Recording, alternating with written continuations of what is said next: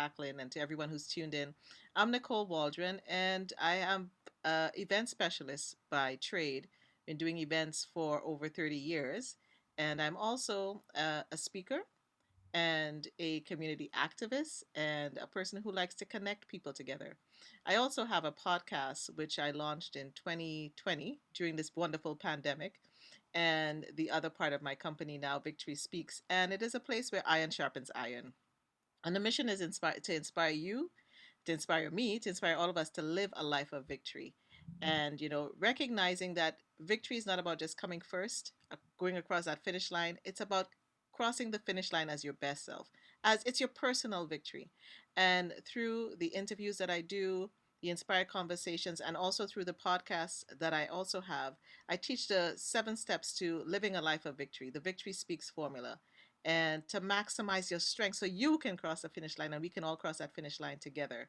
And your peace is your victory and your victory is your peace. So it's my mission has been reinvigorated in this pandemic, finding the opportunities in the crisis and bringing dreams alive again. And as I've brought dreams alive again for myself, I want to take others along on that journey with me, because together we are more united together as a people.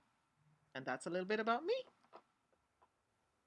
Fantastic. Thank you so much for this beautiful introduction. And we are very happy and glad to have you here today again, once again. So I would love to hear again speaking. Suzanne, can you please introduce yourself to people who are watching us right now? Absolutely. Thank you so much. And thank you, Mariama, for inviting me here. And ladies, I'm so blessed to be sharing this space with you. Thank you for everybody who's watching. My name is Susan Crawford. I am a coach by title, but I really believe that I'm an idea igniter and magic maker at heart. I left my corporate job 3 years ago to pursue coaching. And this was when I had the opportunity to step into my purpose. And I've been able to do this fully, despite the pandemic, to be able to live this dream. So what I do is I help women liberate themselves from the box that society, that family, that culture, that everything has put them in, so that they can live a life that is fully expressed. And the only way that can happen is if they learn how to say no to others and yes to themselves, and really be able to create a vision of their life, the one that they want to live without the expectations and pressures of others, and live it fully. So that's just a little tidbit about what I do. Thank you so much for having me here.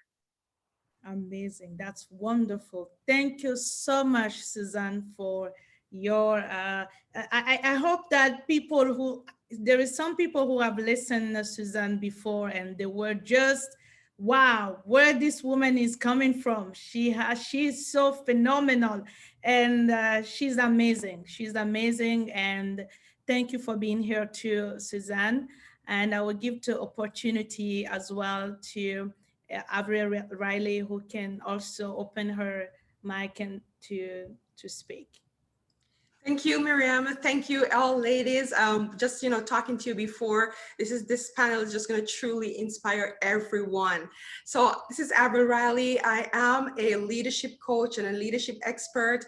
Been there, done that, fail, rose again. And so I just really have a passion for how to teach people to really lead and lead from the heart, to inspire the heart, to get a lot done.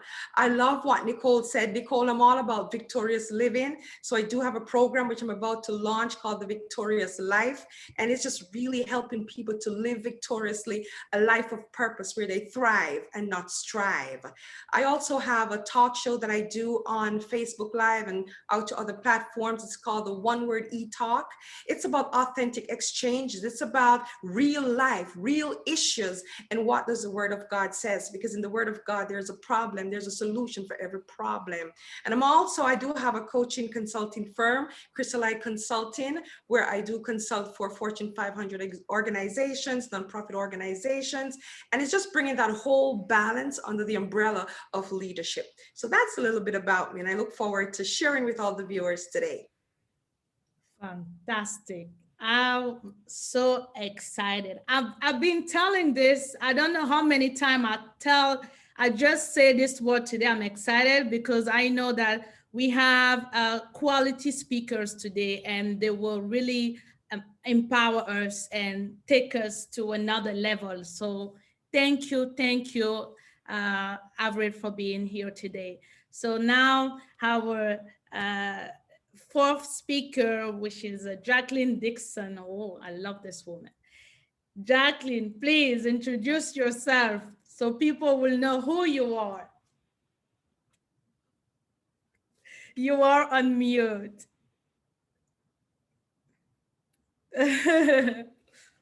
No pressure, okay? No pressure.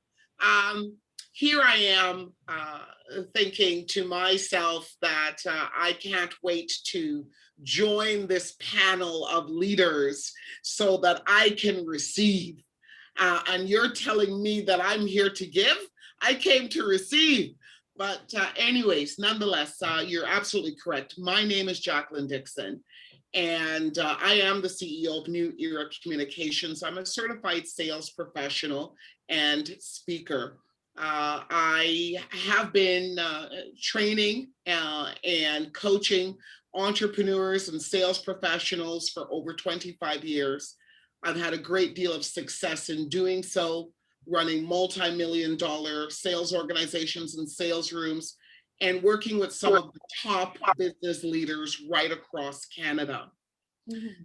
That in doing so as well, I was able to launch New Era Communications as a professional speaking platform. As a certified sales professional, I also am a certified speaking professional with the Canadian National Speakers Association.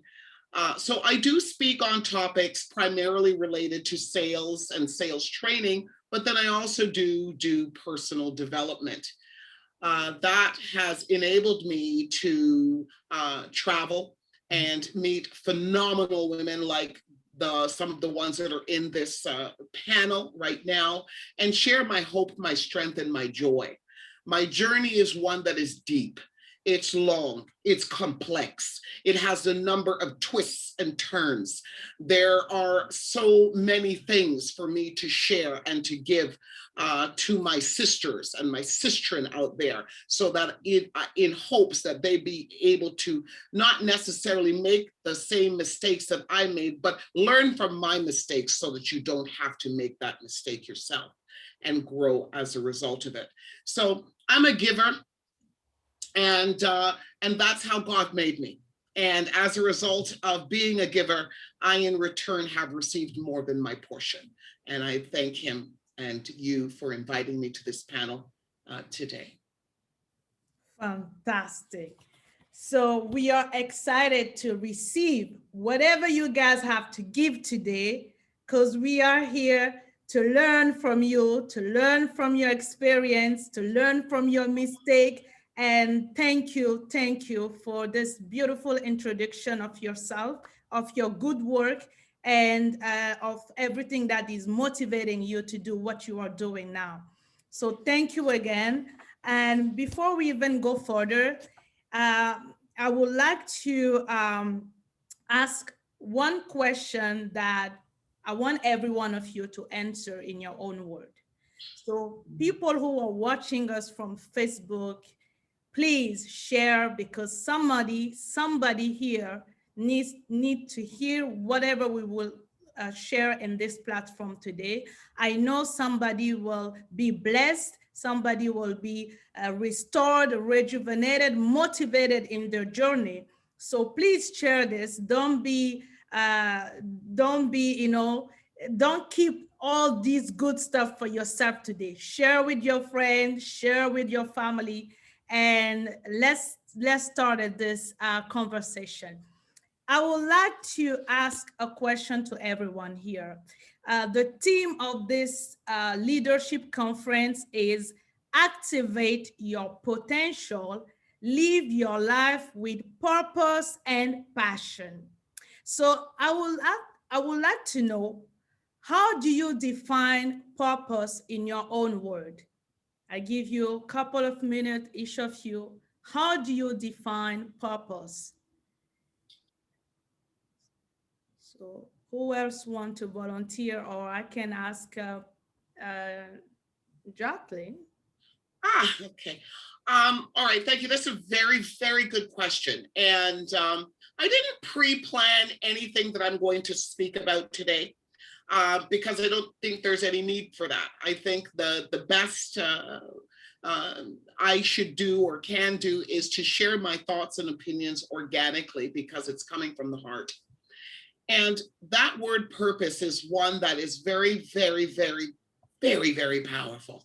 Mm-hmm. And my definition of how, you find your purpose is if you've ever gone out to buy a pair of shoes, mm-hmm. and you might have a certain idea in mind as to what pair of shoes you're looking for that particular day.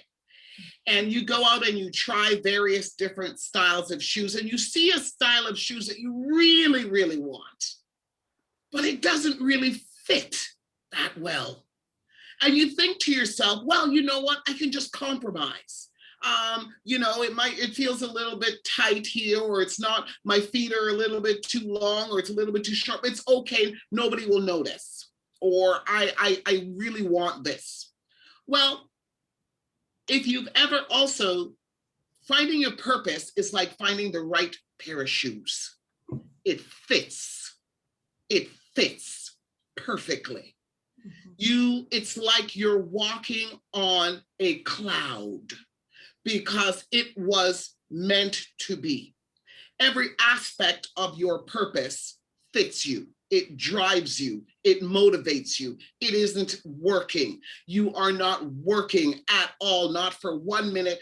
It is a labor of love, and it's fueled by passion because you know you're in the right place at the right time, and you're doing the things that the good Lord put you on this earth to do. That is like finding the perfect pair of shoes. Fantastic.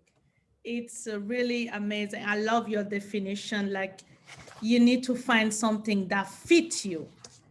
Like, you need to be, because you cannot walk in a shoe that is bigger than your size or so tight for your size. So you need to wear something that is fit for your personality, that you are called and created to do. And then that's where you will be fulfilled and enjoy your life. That's amazing. Thank you so much, Jacqueline. And what about Susan? Jacqueline, what I love about what you said is that it's that perfect fit. It's almost that coming together of your values, of your essence, like that most purest expression of who you are, and being able to share that gift with those around you. So you can not only model what it feels like and what it looks like to be in purpose, but you also feel it in every, like, I get goosebumps, you feel it in every fiber of your being. It is that it's answering your soul's call to action. It is that those butterflies you feel when you are stretched, when you are pushed, when you're thinking that might be too big for me, but you know that's what you need to evolve into to really step into that better version of yourself for that moment, so that you can share with the people around you. And the extension for me to that is, it is legacy. It is impact, it is essence. And when we all can connect to that pure form of who we are and share those gifts, it has that ripple effect and allows everybody else to say, wow, I need that. I want that for myself. Now, what steps do I need to take? What stretches do I need to make in order to pour myself into this idea of purpose? Fantastic. Thank you so much, Suzanne. And that's amazing. I guess you are joining what Jacqueline is saying in your own word. Amazing. What about Avril? What do you think about purpose? Well, I just want to say, Mariama, I totally agree with the ladies, but I'm going to take it from a different angle. And I'm going to say that, some may say that having your sense of purpose will change over time. But for me, that's not the case. You see, my purpose is who I was designed and created to be. And who I was designed and created to be is really unchangeable. I look at purpose as a destination, but the journey to get there may take me along several different paths. It may take me along several different actions, several different missions, several different visions, but the destination as to where I'm going and where I will end up, it's unchangeable. I'm not trying to find purpose. I often hear, I'm trying to find my purpose. I'm trying to figure out my purpose. For me, I'm not trying to find my purpose or attain my purpose. My purpose is wired in my DNA. My purpose is who I am. My purpose is who God created me to be. And so then my purpose becomes that internal compass, as I like to call it, that will guide my values, will guide my actions, will guide my decisions, will shape my goals, will determine what I say no to and what I say yes to. It's what makes my life make sense and give my life meaning. And that's how I see purpose. Fantastic. That's amazing. That's amazing. Like you take for your purpose is a process, is a long journey of, about your mission, your vision, like everything that you are created to be. And every dream that you have, I think if I well understand, like it's a journey, it's a process that will take you to accomplish your vision. That's your purpose. I mean, that's amazing. Thank you so much for this definition. What about Nicole Waldron? I love what everyone said. And there's technically no right or wrong answer to purpose. And I really love how you coined it, Susan, your soul's call to action. And Avril, you coined it, as you said, what you were born to do, what you were created for. And Jacqueline, you talked about your shoe fitting the right, having the right shoe, fitting into the right place, knowing where you fit. And I really believe that sometimes we get so caught up on purpose, we forget that we're on the road to destiny. When we fulfill our purpose, we have reached where what we've been called to do. And I really believe, we are created for something. Everybody's created for something. A banana tree knows it's a banana tree. An orange tree knows it's an orange tree, and it bears fruit, but it has to go through process. And so when we discover some of the things that we love doing, we sometimes put our children into positions where, what do you want to do? What do you want to do? As they're learning to discover themselves. And in order to understand purpose, you got to understand your identity and who you are and what you love doing. And then, if you are a believer, for those of us who believe in a higher power, those of us who believe in God, we will say, God, what did you create me for? What is my purpose here on this earth? For me, it's motivate and enlighten people and empower others in their purpose, right? But it's figuring that out along the way on the journey. And sometimes we have to recognize not to be too hard on ourselves as we try to discover what we love and what we're doing, because sometimes your passion is not your purpose. You may be passionate being, doing art. You may be passionate about reading books. That doesn't mean that you're an author. It means that you love reading books. So, it's this time of self-discovery of who you are, what you are, and you know what, and stopping and listening to that still small voice, because we can all stop and listen to that still small voice and hear and feel the essence of who we are and what we were created to do. And as you start doing it, you will come alive. You will realize that, I know, like when I'm doing this, I know I feel alive. I may have been tired earlier this morning, but as soon as I come here, I was like, yes, I'm ready. And then Susan said something and Jacqueline said something, and I was like, oh yeah, I'm right where I am supposed to be. And there's this peace that comes in, even with the trials, even with the tribulations. When you sit in that purpose, you just know. And Jacqueline said, you put on that shoe, it fits perfectly. It's not pinching your toe. It has the right, the bridge under your feet, the arc is right, you know what I'm saying? The colors is right, you're sparkling, and when you step, you're like, oh yes, I am here. I am at peace, and it is well. But just know that your purpose in life, sometimes, depending on what has happened in life, things may change, but you're still on that same road to your destiny, you know? So purpose is a big topic. This whole purpose It is potential. very big, very well said, everybody. Yeah. Very well said. Thank you. Yeah, it's very well said. Like it's a big topic, and every one of you has, you just speak about, the essential that we need to hear today. And I love the fact that Avril says that is a destination rather than, is more a journey rather than a destination. So she's talking about the journey to get to keep going and get whatever you want to get in this life. And I love the fact that Nicole highlighted about identity, who you are, and every one of you are just amazing, and you give just a powerful answer. And thank you so much. So I know people here, there is a lot of people who are here today. They want to know about how to activate their potential, because that's the theme of this conference: how to activate your potential and live your life with purpose and passion. So I want to ask Suzanne, what's the difference you made between passion and purpose? Well, I think we've talked about it a little bit. Passion is, something that you enjoy, that you love, that you can lose yourself in for hours. Purpose is that lifelong destination.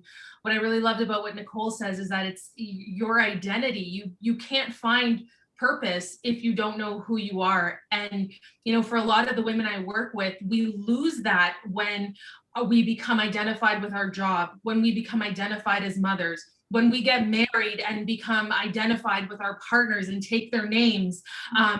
All of these pieces of our identity are like a beautiful mosaic.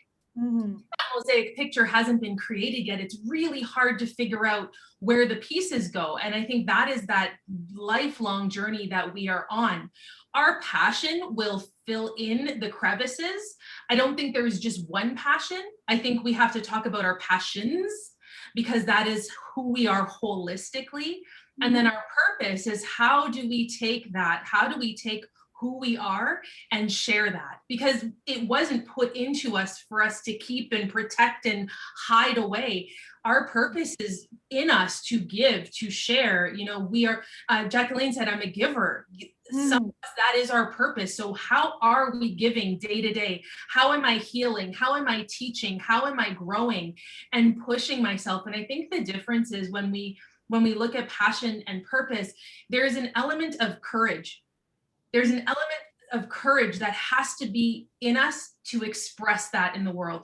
In a world that tells us we have to contort and fit into these tiny, rigid boxes that remind me of my cubicle, where I worked. How do we fit into these boxes when we were never meant to have walls? How do we live big, take up space, be audacious enough to say, I am here, this is my purpose, these are my passions, and share that and express it? In a world where we're told, hide that to yourself, because maybe who you are or your passion or your purpose maybe isn't welcome here, or maybe isn't okay here. How do we shift all of that and allow both of those pieces, passion, purpose, identity, to exist, coexist, and live fully expressed? Fantastic. I love it. I love your answer.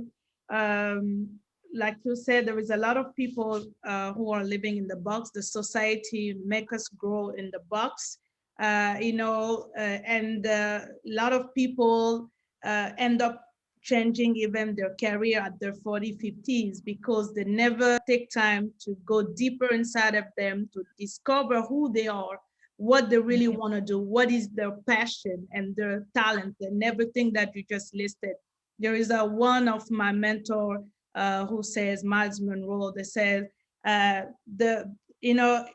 you want to see people, there is in the cemetery right now, there is a lot of people who died with their dream, their passion, their talent. It says that there is a lot of people that could be billionaires, millionaires, but they died with their potential. They could never exploit it where they were alive. So, and I love when he says that we should die empty. We should exploit our potential. We should die empty, because everything that God has put it inside of you is for you to exploit and to serve others. So I really love what you just, how you answer this question. So let's talk about the fact that, because I know a lot of people here are, maybe they don't know their life mission. Like you guys have discovered your life mission, your purpose. But there is some people here watching us, they even don't know how can we discover our life mission. So I can give the opportunity to anyone who want to answer. Suzanne, if you want, I know most of you are coach here, but if you want to help somebody to find his God-given mission, what is the process? I'm going to jump in real quick on that one and just say, Okay. you know, listening to Avril and Susan and Nicole, fantastic. But I'm going to touch on a little bit of each one of their statements. In Avril's case, she talks about destiny. And I will support that 100%. In Susan's case, she talked about, you know, your passion, and Nicole talked about purpose. But what I'm going to say to you is this: that those three areas, those three plateaus are not necessarily achieved at the same time. You don't necessarily determine or find out what is your destiny at the same time you discover your passion and at the same time that you discover your purpose. It is very likely that if you are the average person like myself, that you will discover these three things at different times during the course of your life. And it's not until those three things have been identified, accepted, because you have to accept your mission in life, meaning your destiny. You can deny it, you can delay it. You can delay your destiny, but let me tell you, you cannot deny it. It will come to pass. It will come to pass. You can be the obstacle for a long time, but it will come to pass. Now, once you've identified that, then here comes purpose. Here comes purpose now, creeping up. Purpose has now arrived to meet destiny. And you'll wallow in that for some time. And then all of a sudden, the aha. I'm here. I've arrived. Now you're going to gas up with passion. And you're going to take it to the next level, which is where you're supposed to go. Armed and equipped with the three necessary tools in order to be successful in anything that we do in life, which is understanding your destiny, accepting your purpose, and having it fueled by passion. It's game over from that point. It's game over. I just want to say, well said, Jacqueline. I could not have said it better myself.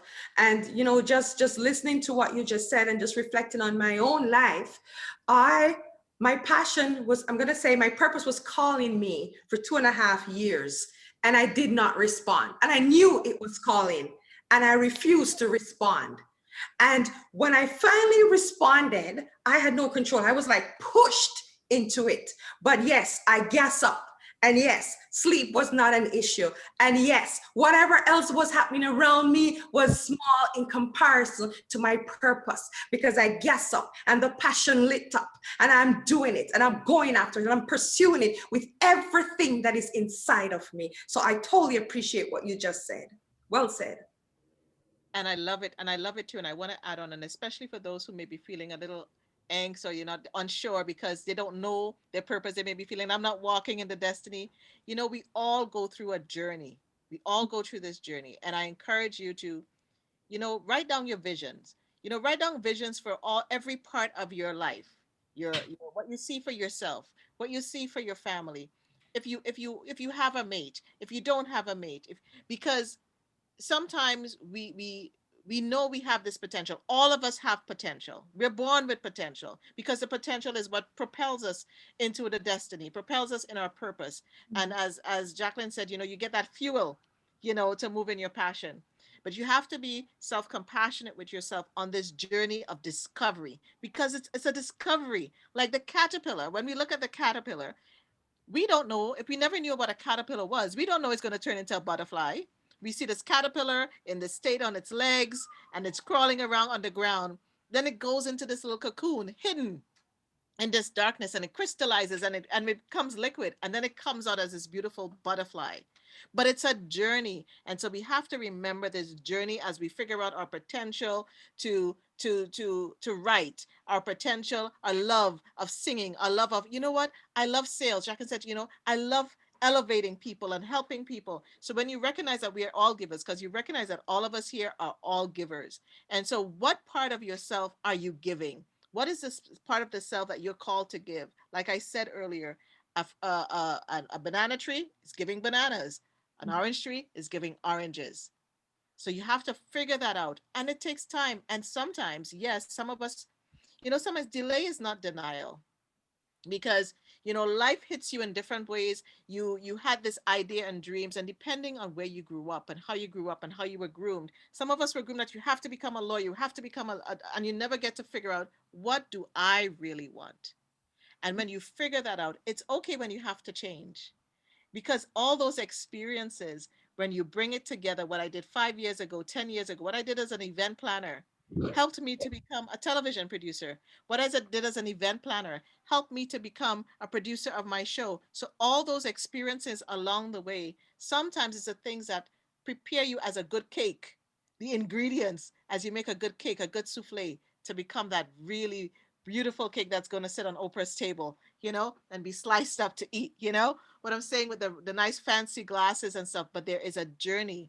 And so I just want to remember, as we all speak of this, be compassionate with yourself as you discover what you really are called to be. Amazing. Thank you so And much. Susan has something. I can see Susan. Susan's ready. You're ready. Oh, yes. And I love that, because the journey, the experiences that you gather and put in your toolkit as you go. And I think too, another way to look at it is, how do you want to feel in your life? We all have these checklists and these milestones that we're told for a lot of our lives that we have to make and hit. And then there are ones it's like, I don't know, do I want that? If we tune in and just hear, how do I want to feel in my life? Nicole, you said, I love feeling alive. When I come to these spaces, like, everything awakens. And I know, ladies, Avril, Jacqueline, Mariama, you feel the same way. This is why we do what we do, because there's a light that fires up, and we're just filled. And so if you can figure out how you want to live in your life, it almost doesn't matter what you're achieving. You can have those goals, but it's not about achieving that specific goal. It could also be chasing after that feeling, and then discovering, wow, I had no idea this was the thing that was going to make me feel full. This was the feeling that makes me feel successful. Maybe not successful to somebody else, but makes me feel successful. And when we remove the goal, because there's disappointment and feelings of failure and shame and all of that are attached to goals, keep your eye internally. What do you want? As Nicole said, what's your trajectory? How do you want to feel in your life? And always consciously and intentionally taking steps towards those feelings, and guaranteed you will find the goal, the destination that you were meant to be in when you get there. That's all I wanted to add. Amazing. Thank you so much. I told you that you guys will be, I'm speechless. I'm just so inspired. Like, I've been fed by good food today. Like, it's a good food for the spirit. And I feel so empowered in my spirit. That's just amazing. We have someone that would like to ask a question in the audience. I will just invite the person to just open the mic, just the mic. and so that you will ask your question. The name is Golrok Kwarashi. So if you are here, just open your mic and ask your question. Hi, can you hear me? Yes. Okay, great. First of all, I just wanted to say that I am just listening to all of you, and I know you can't see my face, but my head has been nodding and just like I've been practically jumping out of the screen because I can relate to and agree with so much of what you're saying. And I was actually invited by Avril today. Avril is a mentor, a coach to me. We work together, but we have such a great relationship. And I think it's because as she was talking about her purpose and her passion and the journey, I was typing literally, and I don't know if everyone saw, I was typing what my purpose meant to me in the chat. And we almost were saying the same things. And often that happens with us. And I think that's why we're able to work so well together. And we bounce ideas off each other. And sometimes we're thinking the same thing. And it's really great. And I just want to say I'm really proud of her, and I really look up to her. She's a great mentor, a great leader.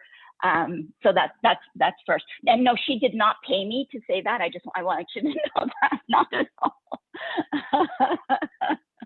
But I actually didn't have a question. What I wanted to do is add to just a couple of the last things that Avril and Nicole that you said as well, is that we all have that purpose, but often, and I think especially for women, society, our parents, our partners, our other influencers, or the job that we end up in that is perhaps not that final purpose, it holds us back. And we think that that's our purpose. And we think that if we make a change, that's going to be disappointing or letting someone down, when really finding, or not even finding, letting that real purpose come and embrace you, and then you embracing it is going to make you that overall better person and give more of yourself to everybody around you. And I know for me, that has been a bit of a self-realization. And I think it comes also back to self-care. A lot of times we as women, we put ourselves at the bottom of the priority list.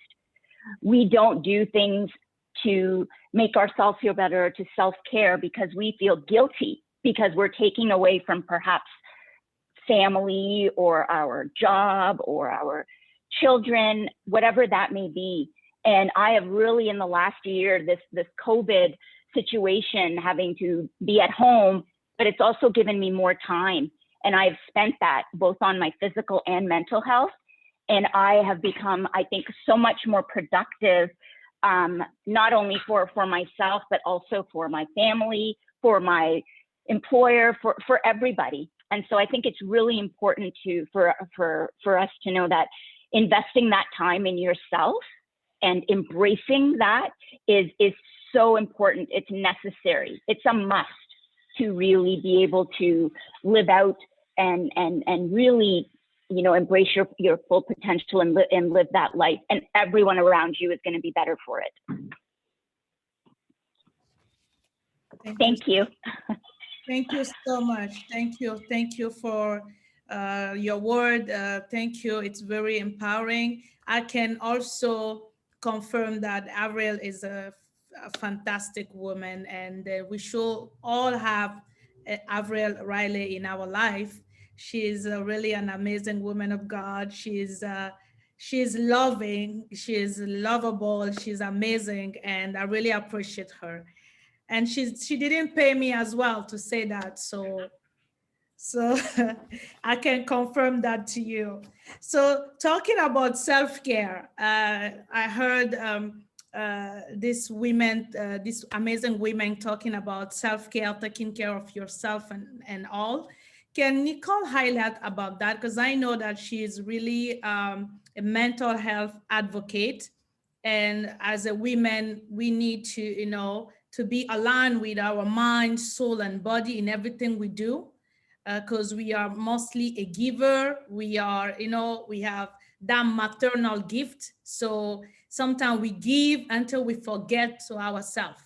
So I just wanted Nicole to let us know how she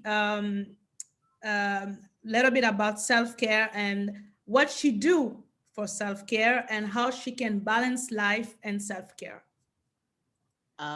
First, I just love what was said just now. So thank you so much for your comment and adding to the conversation. And so, we have to mind our minds, and our mental health and our mental fitness is connected to our physical health. And it is so important. And I speak on this all the time, even more so than before, and even being a caregiver to a son that developed a mental illness after an accident. So I've become propelled into the mental health in field and industry outside of being a coach. Now I have, like, it's about our mental fitness. And we have to understand that our brains are neuroplastic, are plastic, and can be molded and remolded.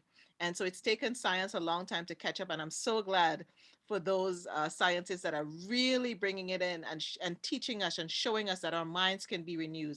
The word of God says, renew your mind daily. It will be renewed with the mind of Christ. And what that means is we have to think, what does that mind look like? What do we want our thoughts to be? Because every negative thought actually changes the brain makeup of itself. It literally creates dark spots and dark holes and thorns and thistles. And when we have positive thoughts, it brings new life into our brains, and the neurons and everything starts spitting stuff out, and it brightens up again, and those thorns and thistles literally fall off. One great person who's really apt at showing this is Dr. Carolyn Leaf. And if you've never heard about her, she has a great book called Switch on My Brain, and she does the diagrams that you can literally see what happens when your mind changes. And so the first thing I would say is, how are you minding your mind? What are you eating? What are you eating with your thoughts? What are you listening to? What are you watching? What are you speaking? One of the things I was, tasked with doing with my own self-care was doing a fast, but a mind fast. And I had to sit down and literally write down what I was thinking, write down what I was saying, look at what I was listening to, take that time to be quiet, speak less, listen more, and listen to myself more, and listen to those around me.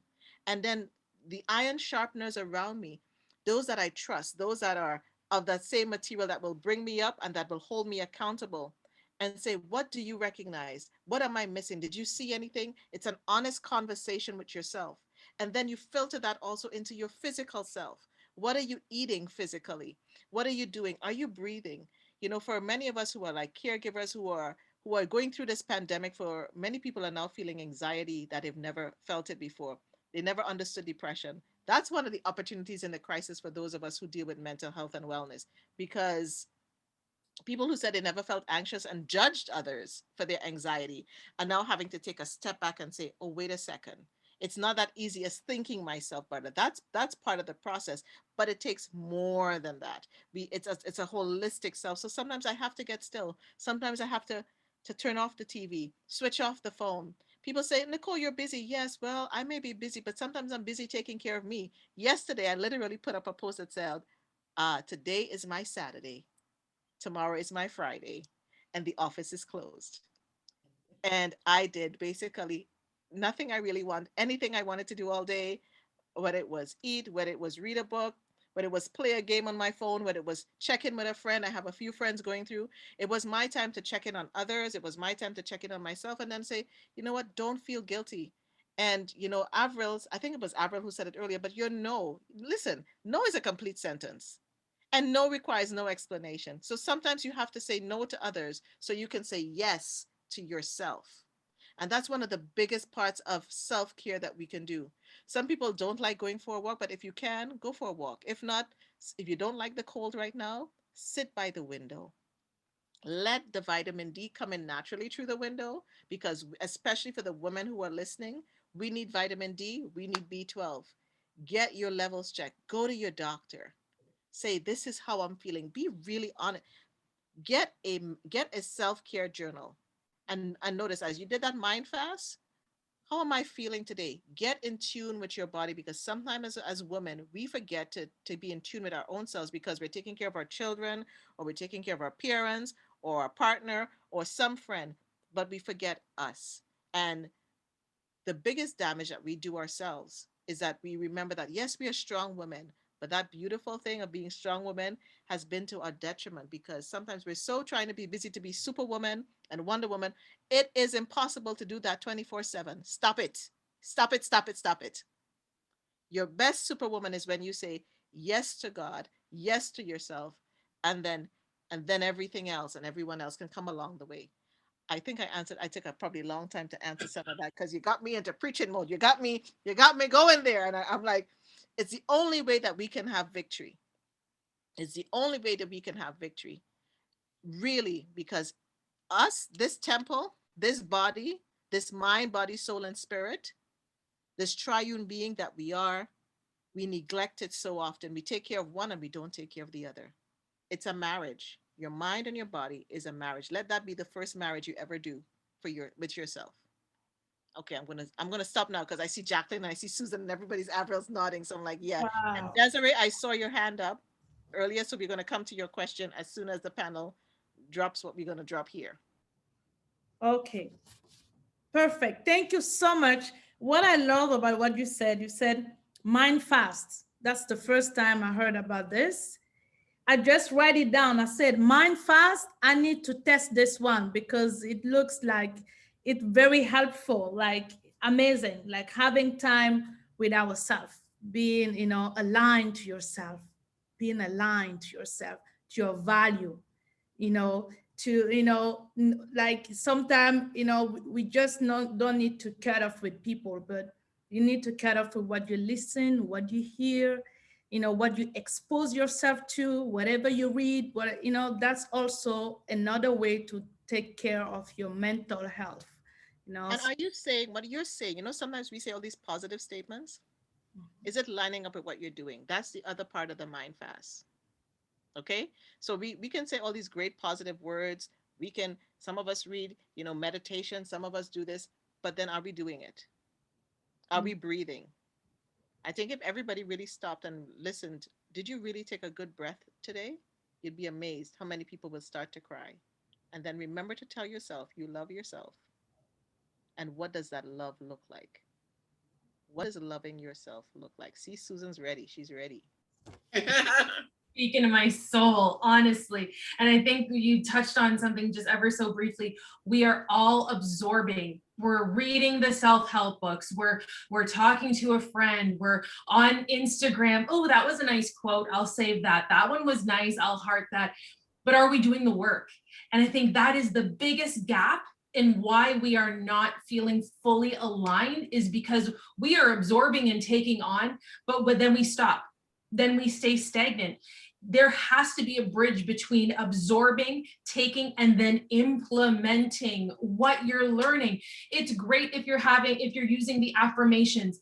What does it look like in your life? It's great that you're reading Untamed and feeling, yes, I'm ready to let go and break free of the box. So what are you doing? Stop talking about it and act. Do something. Commit to your calling. Commit to yourself. Commit to your destiny, however you want to frame it, but do something. And that is where so many women get stuck, because we're overwhelmed. So start by taking care of yourself. Start by slowing down. Start by fasting your mind. Start by turning off your phone and getting still and listening to what your soul needs. And then take step by step by step and put it into action.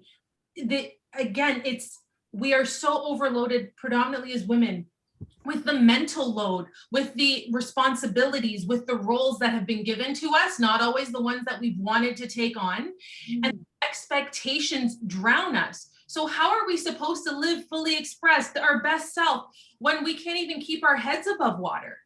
Start dropping the load. Saying no, boundaries, goodbye. You are not helpful for my spirit, for my soul, for my energy, for my whatever. And start focusing on your well-being, mentally, physically, emotionally, spiritually, all of it. So that when you do see that vision for your life, you do see that version of you that's like, yes, that's who I'm stepping into. That is who I'm becoming. That you have the energy and the ability to become her, to evolve into her without the baggage, without the tethers holding you back, without the fear. We have to act. And I just think that is just such a big piece. All of this around passion and purpose, it's great to talk about it, but unless you have the courage to act on it, to put it into practice, talk is cheap. So do something. I just really want to jump in because yes, I'm you two ladies, Nicole and Suzanne, you just totally ignite me just now with your statements. Yes, Nicole, affirmation. Yes, Suzanne, act. And here's what I say. I say the true choices that we make are not seen in the expressions of our words. Is it seen in the expressions of our actions? So if you're not acting, then stop talking. That's all I'm going to say. So like you agree with somebody, lady. Are you mad at somebody? Wow. This is amazing. I'm so blessed, excited. So I don't know what to say. Like, whoa, I just want to scream, but I cannot scream, you know? But I feel so empowered, energized, and feed with good food. Oh my goodness, I'm so blessed. I want to jump in there now, and I want to see if I can put the icing on the cake for these three beautiful women. As a sales trainer for over 25 years, to be a trainer means you teach what? Application, right? Application is key.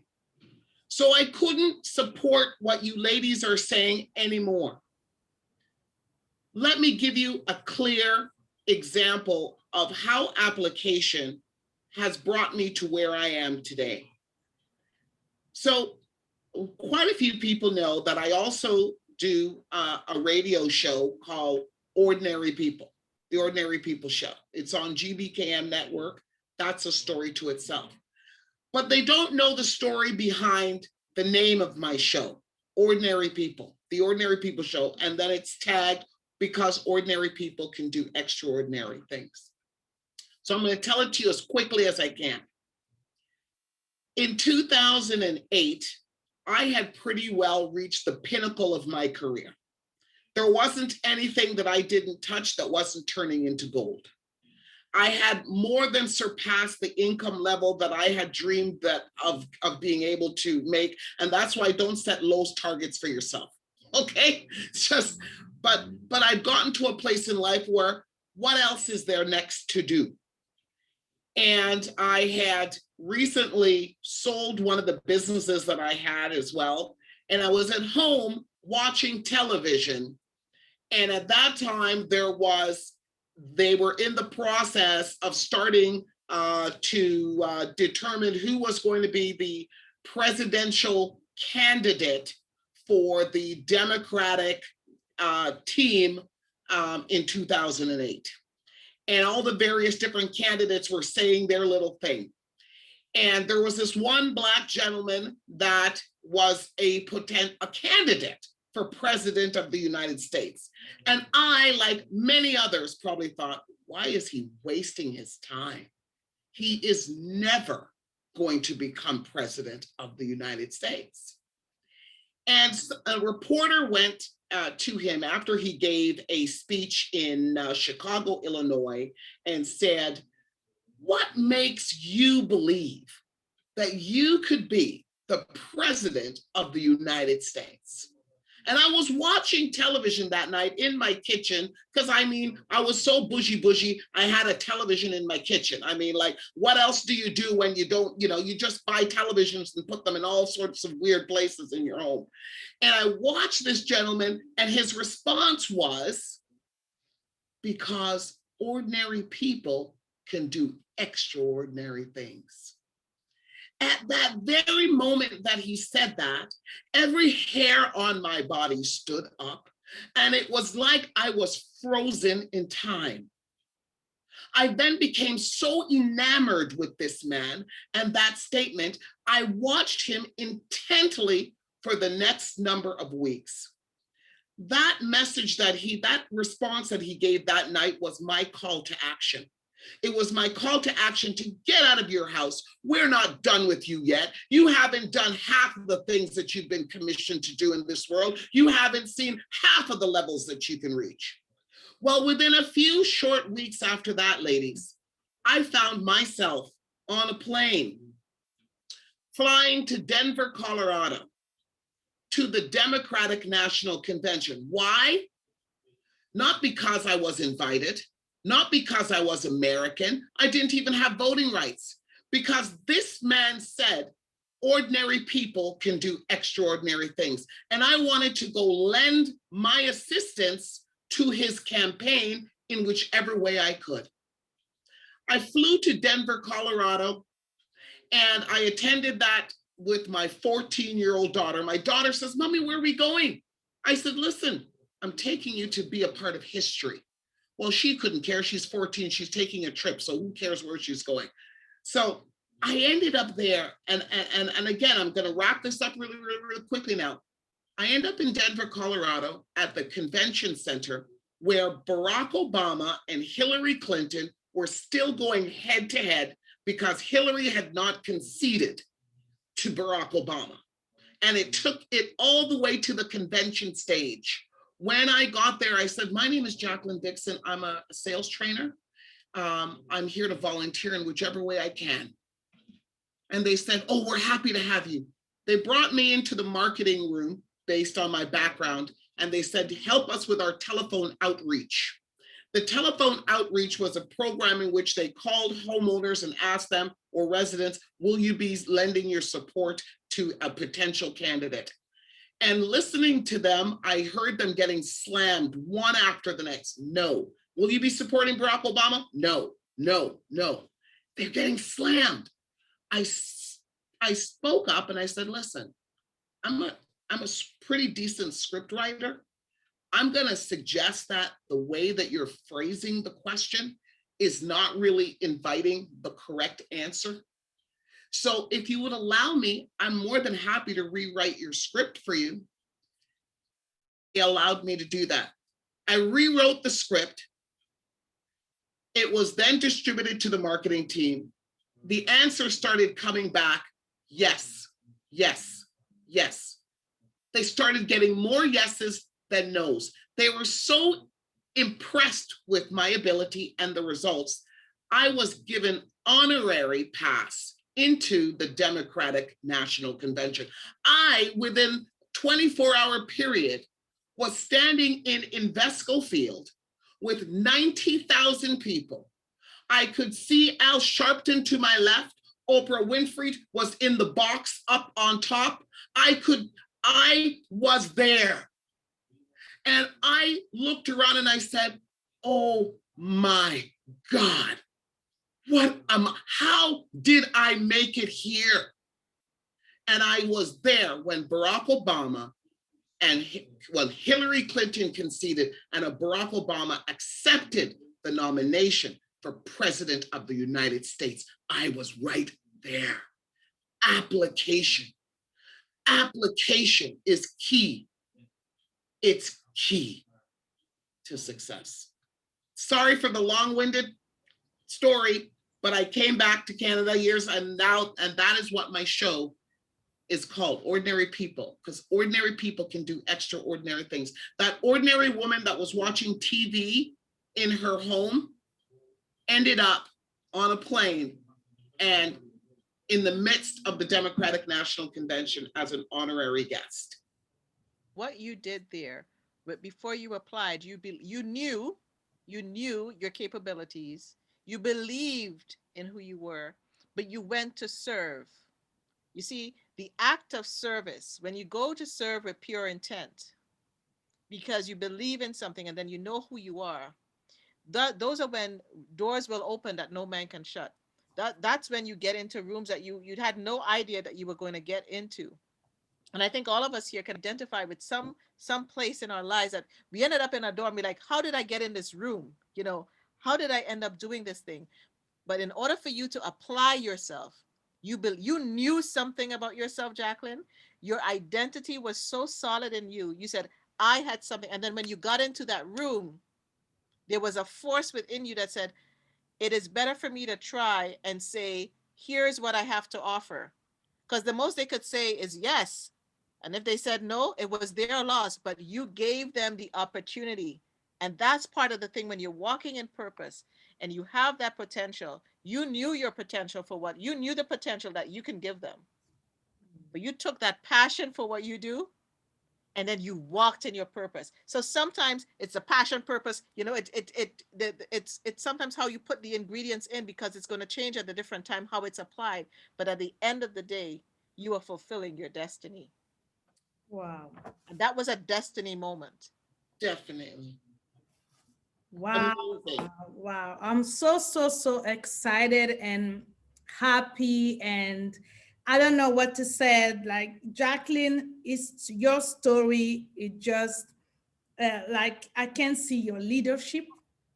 I can say the fact that I know it was a destiny encounter. It was a destiny that you had to do your part in order for you to get there.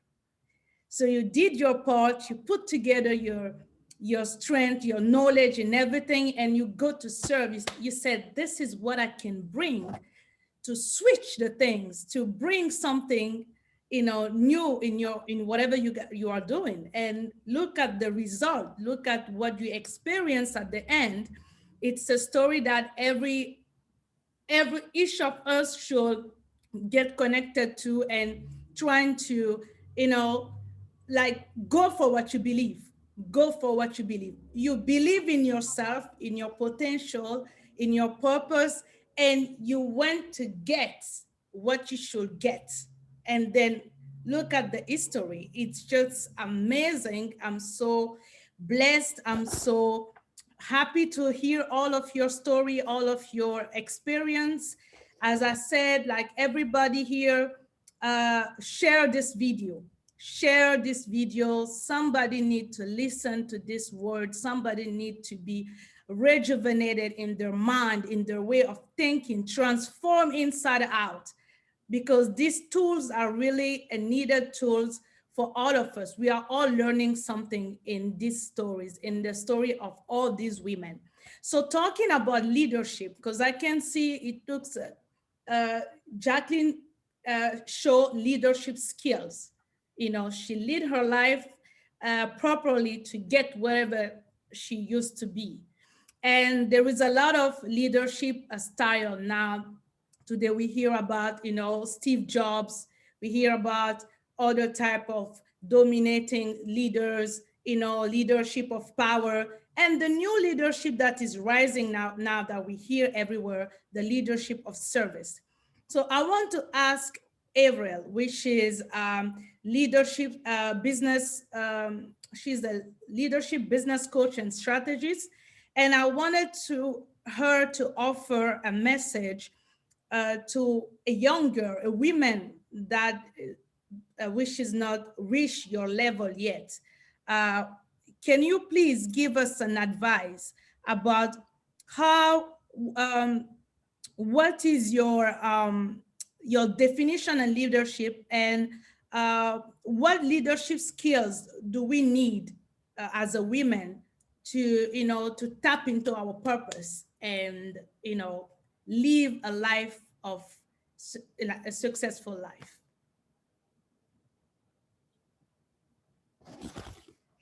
I'm muted, sorry. Thank you, Mariama. I just want to say, Jacqueline, I did read about your story, so I'm glad to have met you.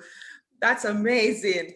So I just want to talk about definition of leadership. So the first thing I want to say is that let's dispel a myth right now about leadership, because people think that you have to be leading people or an organization to be a leader, and that is so wrong. So I want to say to everybody that's watching today, if you have to determine where you're going to work, what your career is going to be, what your life is going to look like, if you have to lead your life and make decisions for your life, you are a leader. That's called personal leadership. Now, if you have to lead other people, to direct the work of other people, then that's what you call people leadership. And if you have to run an organization where you're looking at the profit and loss and the bottom line, then that's called organizational leadership.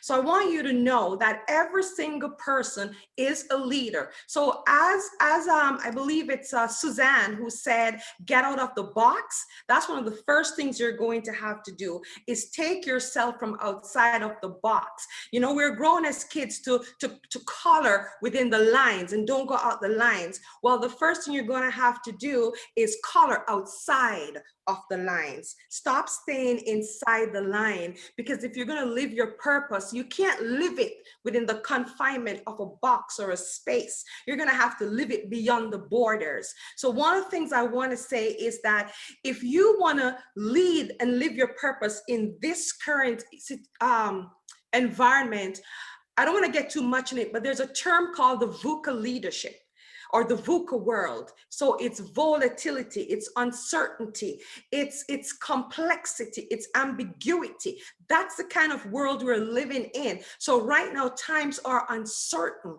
And so what you have to do to live your purpose is that you're going to have to draw on some basic leadership skills. For example, you're going to have to be resilient. So when something happens and you fall down, get back up. Because as we pursue our purpose, there are going to be setbacks. There are going to be failures. There are going to be mistakes. So what do you do in those situations? You don't cry and give up. No, you pick yourself up, dust yourself off, get back in the game and move ahead. You're going to have to be adaptable. The days of being rigid and inflexible, those days are gone. So you're going to have to be able to sense what's happening in the world. You're going to have to be looking ahead, scanning the future to see what's going on, to understand that you look into the future, to take what's in the future, bring it into your current, and prepare in your current for the future. So we can't just live in the present now. I know that can cause anxiety, and Nicole can probably speak more to it, but one of the strategies when you're doing that is to do things in small chunks. You don't have to try and chew off the whole world at the same time. So just go bit by bit by bit, and every small chunk will take you to the whole where you are pursuing your passion and living your life. And I want to touch on the fact about leadership, the definition of leadership, because everyone experiences leadership differently. And so for me to offer a definition, it could be different for all three ladies. It could be different for you, Mariama. So I'm going to give you a broad definition of what leadership is, even as you're thinking about it and how you live your purpose. And it's really looking at finding the context. And I'm going to put it today in the framework of a social context. Social context in that you're interacting with people. People have different attitudes. They have different skills. They have different ways of doing and being. And so as a leader, as a personal leader, or a leader of people, or a leader of organization, you're going to have to adapt and change to meet those needs. There's a term for it called situational leadership. And so you're going to have to adapt so that you're not inflexible, so that you're inspiring the heart and not going after the head. Because as you're pursuing your passion and you have to get other people to support your passion, you want to connect with their heart. You want to connect with and inspire their heart. That's where you find loyalty to help you along on your journey. When you connect with the head, you're not going to get loyalty. You're going to get, I have to do it because either you're paying me for it or I need something out of it. But when you connect with the heart and you inspire the heart, you get the loyalty to help you move your passion along. And so just remember that you collaborate. Some of the skills that you're going to need is collaboration skills. How do you work with other people? How could you even take your own passion? Like Nicole talked about, wanting to make people live victoriously. I am passionate about people living victoriously. We have different journeys. We have different plans, but what's going to stop Nicole and I from getting together and collaborate on an initiative that both accomplishes what we want? I think so. Oh, wow. Are you not hearing me? Go ahead, Avril. Somebody had yourself off mute. Go ahead. Oh, okay, sorry. And so, yeah, so we can collaborate and then solve problems. We're living in a world, in a time now where problems are literally the norm. So don't shy away from challenges, embrace them. Because in those challenges, that's where you're going to find opportunities. That's where you're going to find innovation to do things. I remember the story of Sir Richard Branson. He was stuck in a country, I can't remember which country. And so the plane that he was supposed to get back on was canceled. But you know what he did? He actually chartered a plane and then invited the other stranded passengers to come along with him for a small fee. And that's how his fleet of airplanes, Virgin, came alive. So see the opportunities in the challenge and work it. And remember, change is constant. That's why the VUCA world has complexity. It's always changing. It's always ambiguous. So as you pursue your passion, recognize things are going to change. And so you want to develop skills that will make you adaptable, flexible, resilient, creative, innovative, problem solver, and go after your passion and go after your purpose. Thank you so much, Avril, for this answer. This is so amazing. Talking about leadership, we often hear that it's important to have a mentor. It is important in order to reach our purpose, in order to reach our full potential. We need people that will, take our hand and guide us to the destination. I would like to ask Jacqueline this question as she talked about a lot of things, but I would love to hear about mentorship. Like, I want to know, Jacqueline, what is the importance of mentorship in your career, in your purpose in life, and if you have a goal, and how do we choose our mentor? Because today it's difficult in this new era. We don't know, there is uncertainty and there is a lot of question people have in their mind. So how can we find a mentor and how can we choose our mentor? Thank you. And I love that word, new era, because that's who I am. It's about a new era. We have entered into a new era.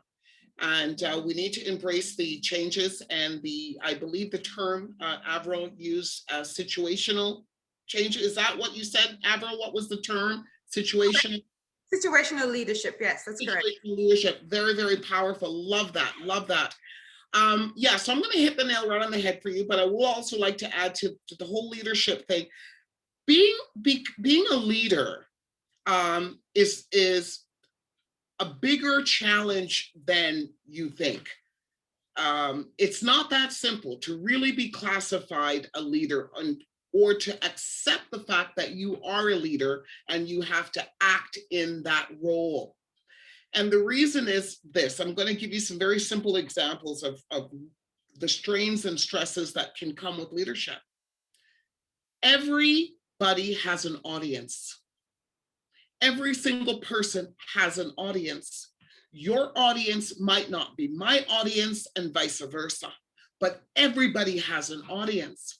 And to be an effective leader, a leader that can invite change and effect change in a positive way, you have to be able to accept the fact that you're going to have to remove yourself from the fray on many occasions.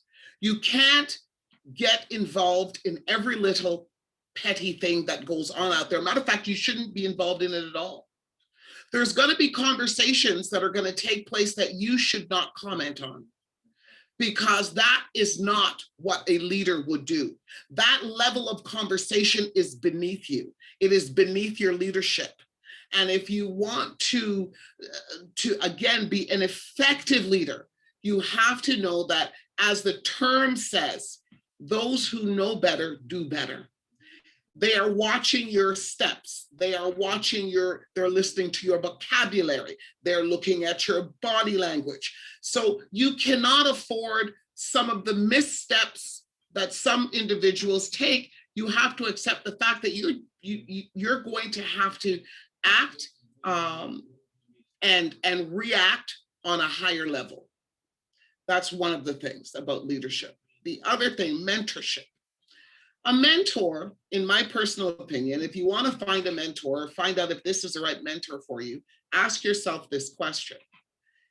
Is this person a future version of the person I would like to be? Is this a future version of the person I would like to be? Because that's who your mentor should be. Those are the type of individuals that you want to consider mentors, people that you would consider to be a future version of yourself. And that, it to me, is the best way to try to identify whether or not that individual could potentially mentor you in the right way. It's very, very important for a mentor to understand that one of the biggest things that they can do or should do is really to support that individual. It's not necessarily to tell them, listen, you need to be like me, or you need to do this in a certain way, or you need to don't talk to, don't participate in that, don't participate in that. Your job to me as a mentor is to support the thought process of your mentee. Support it by allowing them to go through the discoveries themselves. And when an individual can start looking at themselves in the third party, because that was a big eye opener for me. I started to look at myself in the third person. I was able to then sit back and say, you know what, Jacqueline, I don't like that. That behavior isn't the best behavior that you could have presented. That, your reaction to this situation could have been differently, could have been handled differently. And I look at myself in the third person, and I'm always self-assessing.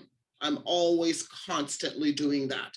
And it is important for leaders to be able to do that. We can't all just sit around and only feed off of the positive responses that we get, because our heads will blow up and we'll have a fake and false impression of ourselves. So we must always be prepared to constantly self-assess. But the mentor, choose a person who you would like to think is a future version of yourself. Wow. Wow, wow, wow. That's just amazing. That's the perfect answer. Is the person a future version of myself? That's a really, really, really a good question to ask, and be honest with yourself. Amazing. Thank you so much for this fantastic answers. Before we jump to questions, because I know people are asking questions, I will give time for people to give some question. We all know that we are in International Women's Rights Month, and this is a month where we celebrate women, but where we reminded we talk about women's rights in the world, and how things has been improved or decreased if it does. So the International Women's Team is chosen to challenge for this year 2021. So as all of you, I will give you maybe 2 minutes each before we jump to question. And I would love to know, what do you choose to challenge yourself? To challenge for yourself?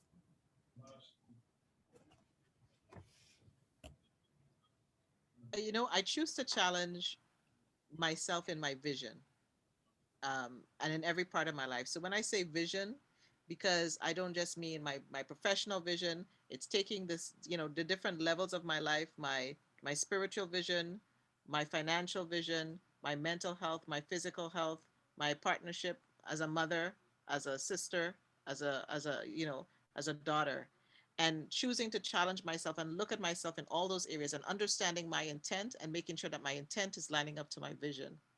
And that has been one of the things that I choose to challenge this year for my particular self, just a review of self. And the second part of that is really choosing to challenge my mental state, my mental wellness. Um, because so many times I know I have pushed it aside, as that giver in me. I've sometimes given beyond without putting the right boundaries in place. So I choose to challenge, the boundaries in my life, and understanding the difference between boundaries and walls. What do I need to do a balance check on?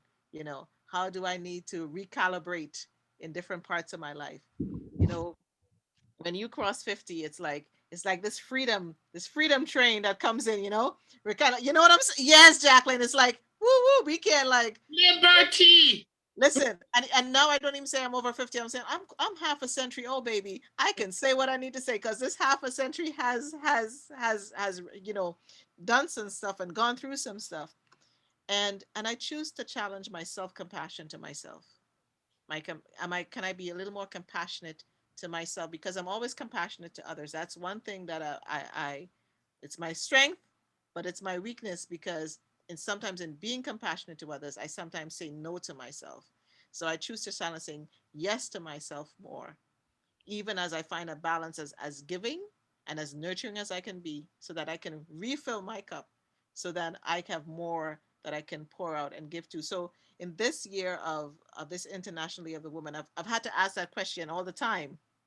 And as I ask it, I keep going deeper and deeper and doing, yes, it's really about my vision. It's really about who I am and what my intention is and how I want to cultivate myself and how do I want to transform myself, you know, and then make sure as I choose to challenge, I have to also celebrate myself, because sometimes we forget to celebrate our own selves and receive when people give me compliments, because that has always been hard, you know, receiving, choose to challenge the receiving of when people speak well of you and saying, let me give you your flowers.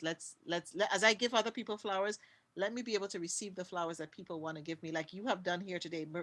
Mariama, you give everyone their flowers, and it's sometimes so hard to receive, but I love that you do this.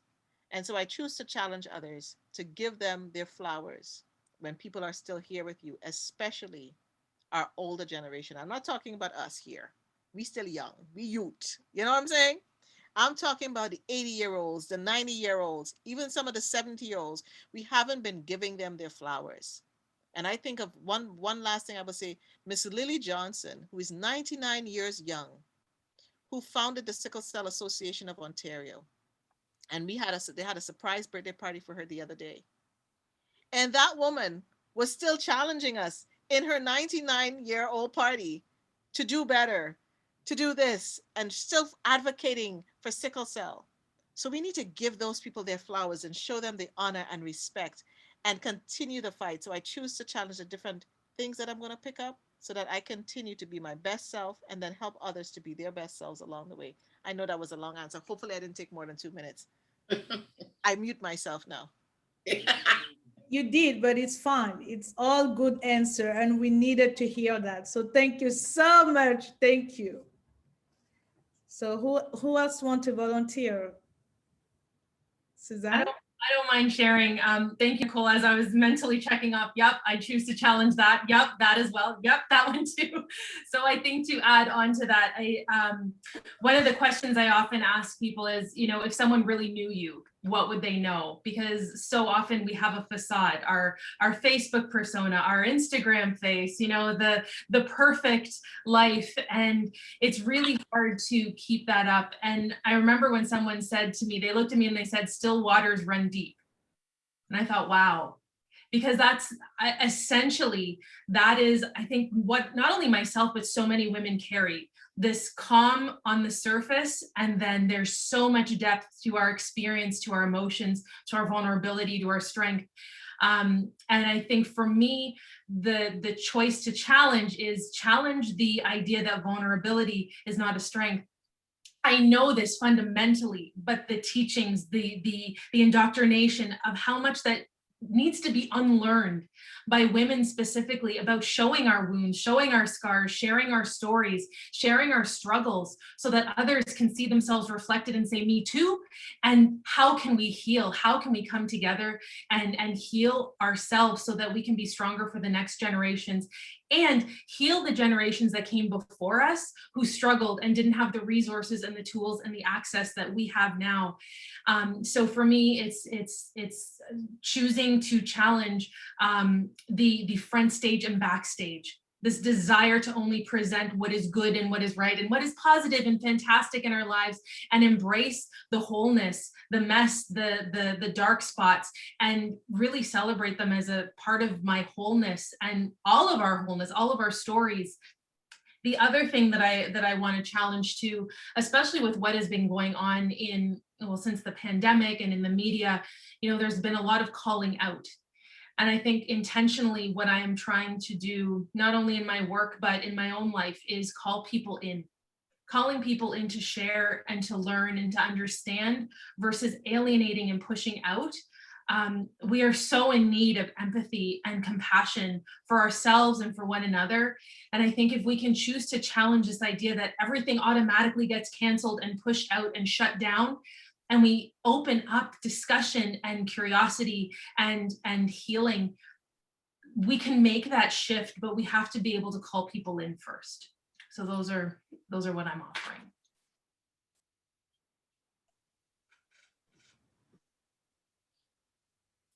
Did Avril go? I don't want to.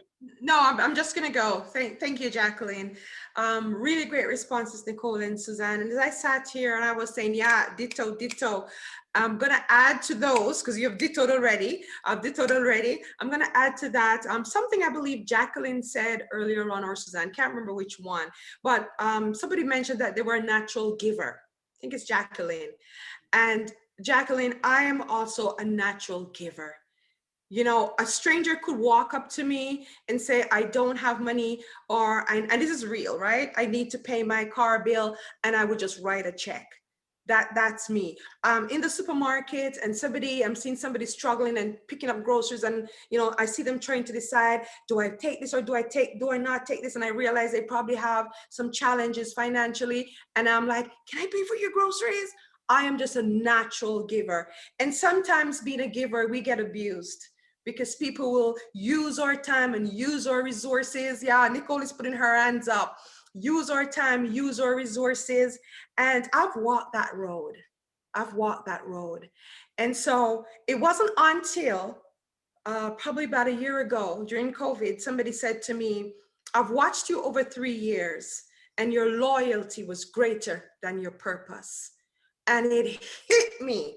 I go, wow, my loyalty was greater than my own purpose, because I was just constantly giving and giving and giving and giving of me, to the point where I shut out my purpose. And so it's funny, because I wrote in my book, and I should have, pay attention to my own lessons.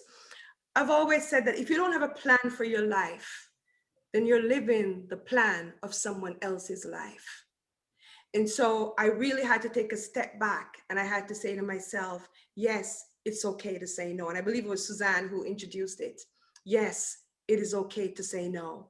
And so I'm now in a space where I'm challenging myself, even though I have the time, I have the resources, it is okay to say no and step back, so that my purpose and the plans that God has for my life doesn't get thwarted. Thank you. That's so good. That was so good. I'm just quickly going to say this. I just want to put my name on Avril's statement. So, because she's living my life. But the thing I'm going to challenge myself to do, and I'm so, happy to be able to share this with you ladies, because I feel completely comfortable and unabashed around you guys to say this, that I'm going to challenge myself to become even more mature than I currently am. I want to become even more mature in my behavior, to the extent that I will no longer take offense to being used. I will no longer take offense to being used. And for many, many years, it was offensive to me to be used, because in many cases, the individuals that I went over and above, put myself on the back burner, stayed behind stage. People didn't even know who was really the muscle behind that. I was looking for recognition from those individuals. I was looking for some sort of, somewhere inside of me could have been looking for a payback or something to be reciprocated. Well, my level of maturity must be so high that I will not take offense to anyone who does not reciprocate the love that I'm going to give to them. That's how mature I want to become, that I'm good with it. Can I add something? Because I'm getting goosebumps. You're right, Mariama. After Avril, after you're done, I'm going to add something to that. You're right. Jacqueline just gave me goosebumps. Jacqueline, this is a whole other topic. We have to talk, girl. This is a whole other topic, because here's what I call what you just said. I call it dying to myself. And that's all I'm going to say, because I won't even start talking now because we won't finish. We'll keep Mariama's show going for another 2 hours. Bam. But it's so true. It is dying to self, but it's learning to live without offense. And I challenged myself on that a few years ago. And when you start doing that, let me tell you, they're coming. They're coming. And, you know, Ian Van Zandt would say, what are you expecting? When you get offended, it's because you had an expectation. What is the intention for doing something? What is your intention for saying something? So when you do something, she challenged me when she said this years ago to stop and ask myself, why am I doing something? And why am I saying something? Am I saying something because I need somebody to give me a high five? And I'm so glad you brought this up again, Jacqueline, because when you were talking about the story with Barack Obama, this was the part that was really sticking out to me, that I wanted to just jump in there and say, intention, intention, intention. Because if you go in with the intent of getting the high fives and stuff and people don't give it to you, you feel less than, or did I waste my time? When you go in with the intention that knowing this is your purpose, this is what I'm called to do, I don't care if you tell me thank you. Thank you is not my objective. My objective is to come in here, give you the word, or my intention is to come in here and give you what you need and then walk away. It doesn't matter. And when we all get to that place, and yes, it's a place of maturity, because I tell you, you know, we say, well, at least I could have said thanks. And when people don't even say the basic thing of thanks, you hear my Trinidadian accent coming out. They could have said thank you, and they don't even say thank you. And then I go back to, I'm telling you, Iyanla Vanzant, years now, listening to her on Oprah, stuck in my head.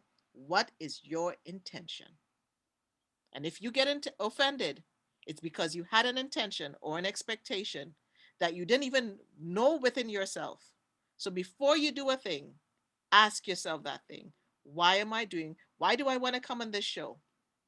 Why did I say yes to being here with you ladies? Was it for this? Was it for that? And if I didn't get that, because otherwise you set yourself up to be offended and walk away in hurt and pain. And it applies to every single thing in your life, down to your children. And I want to say this to anybody listening here, especially if you have children. And because I had a son that wasn't an accident, I had to release expectation. Yeah. I had to release what I expected him to be or what he wanted to be. He's still struggling with it. But my dreams for him had to become the dreams of what this placed him in. It is a reckoning with oneself. When we put dreams and expectations on our spouses and on our children, and when it doesn't happen, we get upset.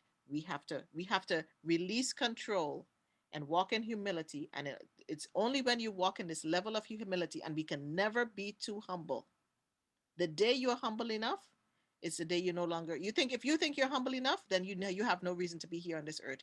No, not one of us can ever be as humble as we need to be, because life will take you down a path that will require you to be humble and be teachable. And the day you're not teachable, forget it. Yes, it's a whole nother show. I'm sorry. Sorry, Deborah had her hand up, and I know Desiree had her hand up like three questions ago, and Deborah has her hand up now. So I don't know. Can I speak? It's Deborah. Deborah, yeah, go ahead, please. I just want to say thank you to all of the ladies here. Thank you to Nicole for inviting me. I was blown away by your passion, by your ideas around how to become who you are already. We just have to know that we are already there, but that becoming and that journey that we need to take is, and the idea of growth and all the things that you expressed just left me with more than goosebumps. And the whole idea that Jacqueline spoke about of letting things go, I often think that I didn't do anything, or I'm not doing what I'm doing to expect anything. However, in my mind, I always think, well, if there were something that could have come out of it, maybe it's because they haven't learned that. Maybe they weren't nurtured the way I was nurtured.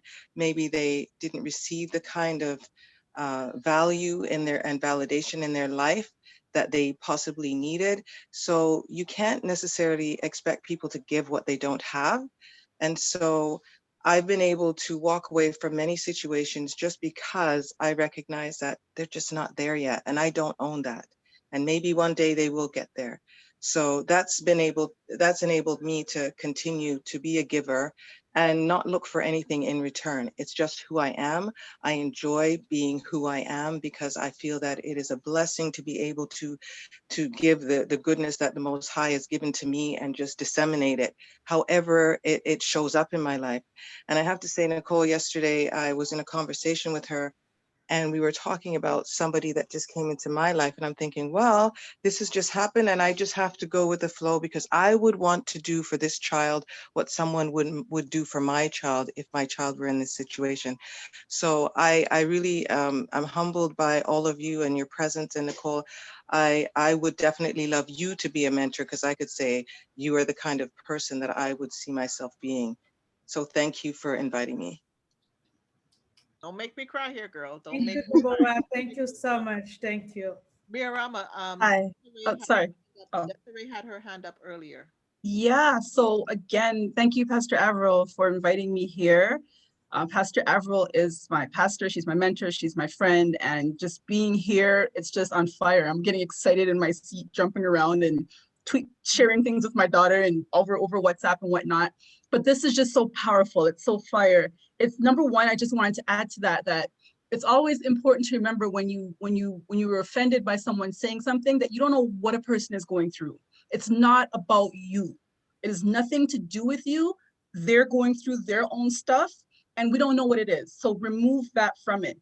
Secondly, I was just saying to my daughter yesterday, I appreciate, Nicole, what you're saying about expectation, because I'm definitely a parent with expectations on my daughter, and you sharing your story is such a realistic testimony, making me self-examine myself. What I was saying to her, though, however, yesterday, was that a train takes a lot to get moving. And when a train gets moving, there's a momentum that's achieved. And what I said to her is, baby, I want you to remember this. You're on your train, you have your momentum. Anybody that wants to get on your train, don't even slow down. They got to jump on, run and catch up and jump on.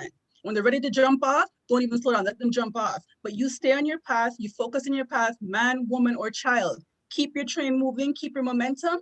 They can jump on, jump off, because I said to her, to get to where I am in life, I have diverted my train, I've gotten other people's train, I've changed my path for other people. So that's also something I wanted to share, is keep that momentum on your train going, and people can jump on or jump off, but do you. So thank you again. And you guys are also amazing. Jacqueline, love the story with Barack Obama. That was just absolutely amazing.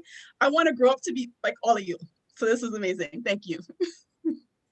Thank you, Desiree. Thank you for your word. Thank you for being here today. And I'm really happy.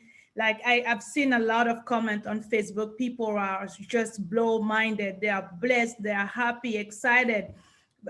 Because of everything you have shared today is precious, is more than diamond. It has no price, because it's something that we can apply in our lives and then make it better. So I'm very, very, very happy. And there is before even I give you the last word, because I know I don't want to tap into your time. There is one question that come in, and the ladies is from I'm sorry I didn't get her name, but they just forwarded this to me. She said, For those of you who are in committed relationship, what would you say is the best approach in activating your purpose, passion to that person as you strive towards your actualization?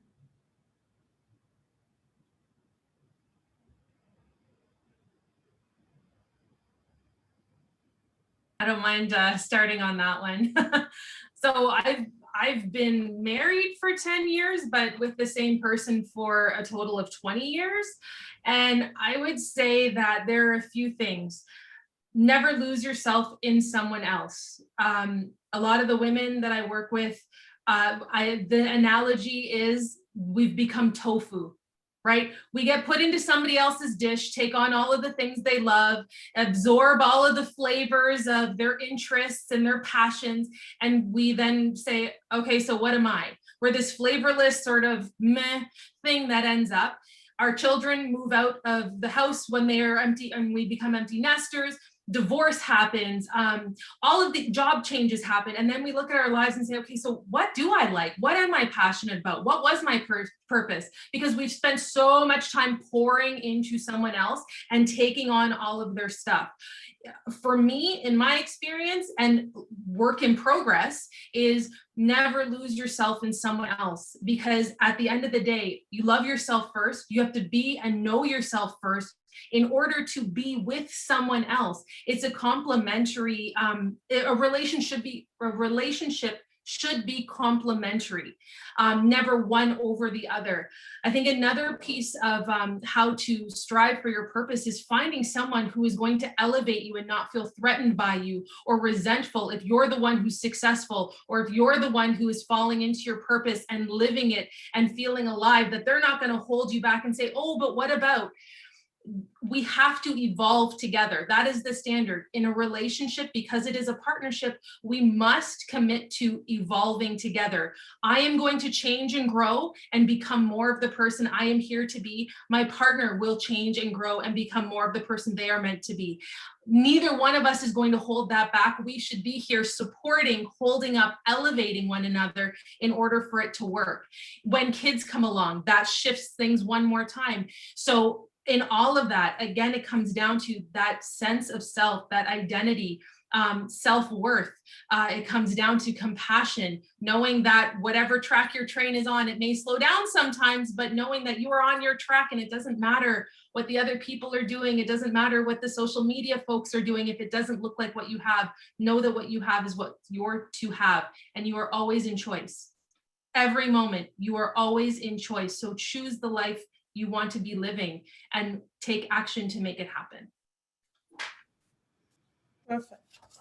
Thank you so much. I hope that you have received the answer you needed for this question.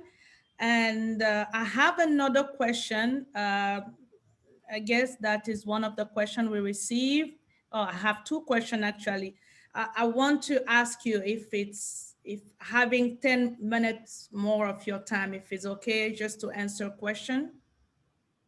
Okay, perfect. Thank you. So there is a question of ladies Magali Mbuyi, and her question is, as a leader and CEO of my organization, I am also a very natural giver, and I'm always very nice to people, and of course end up being used or hurt. One mistake I made was to be open and talkative with my employees from the start. How do I now remove myself from that position, meaning to have my staff only speak directly with the supervisor and not me directly, without making them feel awkward, so that I do not end up getting hurt or in a bad situation? I'm going to jump in there. I got to grab that one. All right. I deal with that every day, all the time. It is a very, very difficult fine line that you walk when you are in a position of leadership, CEO, owner, and you have subordinates. But how I've handled it over the years, and it's probably one of the areas that I've done well at. There's a number of areas I didn't do well at, okay? But this area I did do well at, and that was being able to have these conversations with the individuals that you are in charge of. You need to be able to have an open and frank discussion with these individuals about the separation of state and what is considered to be appropriate and what is considered not to be appropriate, and recognizing when you're dealing with business matters versus personal matters, and how they can sometimes become clouded and intertwined and unknowingly. So the onus, in my personal opinion, is on the business owner, not on the subordinate. The onus is on the business owner to be able to clarify to which extent they're prepared to go in conversations about certain topics, and ask that they be able to accept and appreciate the fact that you cannot break those barriers. You cannot cross those lines. However, we can have a personal relationship which is separate from our business relationship and have fun with all of that stuff, as long as we're only dealing with that stuff. But business matters have to be realistically handled as such, because if you start to muddy the two, it becomes very messy. And then it becomes personal. And that's when major mistakes start happening, and the business will suffer, because decisions are being made based on emotions and not logic, and things on a business level will suffer. So you need to have that open, honest conversation so that both individuals can appreciate where you're coming from. And I think that will work. But don't just stop talking to the person. Yes. Don't just, no, don't do that. That's not right, first of all. And it's only going to create resentment and animosity. You have to have an open and frank discussion about the differences between business matters and personal matters, and where that line then gets drawn. Thank you so much. And as she said, one second, as she said that, you have to remember, as you're having those conversations, you have to recognize what were the expectations that you wanted when you started sharing to that level. So now you have to put up those boundaries, and you put it up in a wise way. And you just think about, what are you sharing and how do you share? You have to now change your way of sharing without creating discontentment or resentment. As Jacqueline said, you need to really go and if it means that you yourself need to get a business coach, because we all need coaches in our lives for different parts of our life. It could be your girlfriend, it could be your but every part of you need a coach for that part. Some would call it a mentor. So if you look at the most successful people in their lives, they have people that they go and say, okay, they run stuff by. So that's what you're doing here today. So as Jacqueline said, you need to add on to it. And how am I going to do this? But be honest with yourself. This is what I was expecting. This is why I was sharing. And when I pull back, they need to understand your expectations and why you pull back. And when Jacqueline said, you need to have that honest conversation, but get a business coach. A business coach is such a great thing to have, especially as a leader. You have nothing to lose by finding the right business coach. I don't know if Jacqueline's taking on clients, but just saying. Okay. Then you got Avril, leadership. You got coaches here, girl. Just like, please, you're in safe company. Okay, perfect. Thank you so much for all your answer. And I can also confirm what Nicole says. Avril is a coach, Susan is a coach. So if you need a coach, a business coach, somebody that can help you in that journey, they are here. I will also put their information in social media so you can get in touch with them, and they will help you surely in your situation. So thank you so much. I have another question, and that will be, I guess, the last question is, Most of you spoke about being a giver without expecting to get something in return, which is great. But how do you draw the line when someone is manipulating you and using you for your kindness? So I'll take that one. Yes, been there, done that, have the t-shirt, worn it many times. You know, you get to the point where you have to use your spirit of discernment and your spirit of wisdom to understand when you're being played. Bottom line, you're being played. And so once you figure out you're being played, for me, it's a hard stop. It's a hard no, because I don't want to be played by anyone. So I give out of the goodness of my heart. I give because I want to make a difference. I give because I want to help. But when I notice that you're coming back and then all of a sudden I'm hearing a whole bunch of different stories and I'm getting all kind of different concoctions to it, I have to take a step back and say, okay, let me assess this situation. Let me look at what's happening here. Let me, for 1 minute, suspend my judgment, because I will not judge. So I'll suspend my judgment, step out of my own discernment for a moment, then step into that person's world to understand what's going on. What are they experiencing? And once I make that assessment, you bet I am going to pull back. Because, you know, if you want to stay played or want to be played, then keep going. But if you don't want to, then there comes a point in time, and I'm going to go back to Suzanne, you got to say no. You get to that point where you say no. And by the way, don't feel guilty for saying no. Don't feel guilty for saying no. Because if you're not saying no when you recognize there's an issue, then really don't complain because you asked for it. So get to the point where you say no and you step away. And I'm going to add to this, and this is the part that we don't like as human beings. When we're givers, we're getting something. So you really have to be honest. What am I getting from my giving? That's an honest conversation you have to have with yourself, um, because they are fulfilling something in you when you give, and decide if that how that needs to shift. Dr. Phil would say, how's that working for you? Right? Be honest with yourself.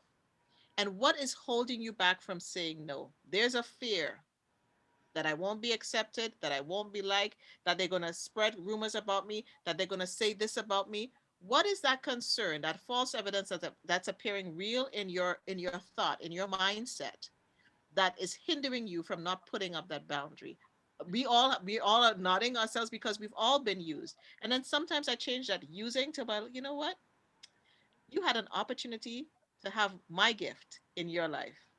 And when I have given freely of myself and you have misused what I have given to you freely, you have moved into the state of abuse. So you now have to tell yourself, I no longer deserve to be abused.